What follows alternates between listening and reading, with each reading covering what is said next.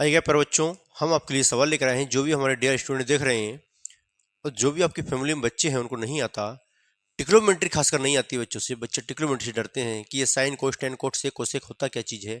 लेकिन आज के बाद बच्चे डरेंगे नहीं। ध्यान से देखिएगा।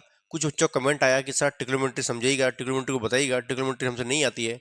आएगी, आएगी मेरे भाई, बिल्कुल पैसेंस के साथ सीखिए, आराम से सीखिए, आएगी। 100% सिखाऊंगा, ये ध्यान रखना है। देखिए आपके सामने लिखा है कि ट्रिग्नोमेट्री जिसे कहते हैं त्रिकोणमिति। सवाल आपके सामने, यदि साइन ए इक्वल 3/5 हो तो कोस ए का मान होगा। जब भी कभी इस स्टेप से दिया होता है और इसका मान पूछे, या और भी टेन दिया हो, या कोट का मान पूछे, किसी का भी मान पूछ सकता है XYZ, तो आप क्या करेंगे? सबसे पहले तो आपको ये कंफर्म होना चाहिए कि ऐसे सवालों में राइट ट्रायंगल बनाया जाता है, इसे कहते हैं समकोण त्रिभुज। आपको पता है ये लंब होती है, ये आधार, और ये कर्ण होता है। लाल बट्टे कक्का का यूज किया जाता है इसमें। लाल बट्टे कक्का, लाल बट्टे का मतलब है। अब हम क्या करेंगे इसमें, आपके सामने लिखा है कि साइन है, साइन बराबर जो होगा लंब बट्टे कर्ण के होगा, क्योंकि एल से लंब ए से आधार, एल से लंब कैसे कर्ण ए से आधार। ठीक, ये होता है लंब, ये होता है कर्ण, और ये होता है आधार नीचे वाली साइड। ठीक है, तो ध्यान रखना है। साइन बराबर हो जाएगा लंब बट्टे कर्ण के, कोस हो जाएगा आधार बट्टे कर्ण के, टेन हो जाएगा लंब बट्टे आधार के, कोट हो जाएगा आधार बट्टे लंब के, सेक होगा बराबर कर्ण बट्टे आधार के, और कोसेक होगा बराबर कर्ण बट्टे लंब के। चलिए सवाल आपके सामने है, इस सवाल को हम करते हैं। और डरना नहीं मेरे दोस्त, बड़े आराम के साथ, बहुत प्यार के साथ हमें करना है। सॉल्यूशन लिखेंगे, और ये है आपके सामने साइन ए इक्वल टू 3/5। ठीक, उसके बाद कोस ए का मान पूछ रहा है, तो यहाँ कोस ए लगाइएगा। अब देखिए ध्यान से, साइन पे क्या आता है? साइन पे है लंब बट्टे कर्ण, साइन बराबर हो जाएगा लंब बट्टे कर्ण, तो आप यहाँ लिखेंगे एल और अपॉन में के, मतलब लंब बट्टे कर्ण इसे कहते हैं। ठीक, कोस पे क्या आता है? कोस ये है आधार बट्टे कर्ण आएगा, तो हम लिखेंगे आधार बट्टे कर्ण।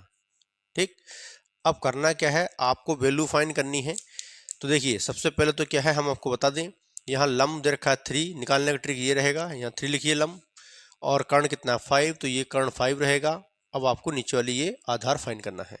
जब ये फाइंड करना है तो आपके लिए, इसके लिए एक फॉर्मूला चलता है, और फॉर्मूला ये है मेरे दोस्त, याद रखना है, के स्क्वायर बराबर ए स्क्वायर प्लस एल स्क्वायर, या के स्क्वायर बराबर एल स्क्वायर प्लस ए स्क्वायर। एक ही बात है, ये प्लस का है, जितना मर्जी लिख सकते हैं।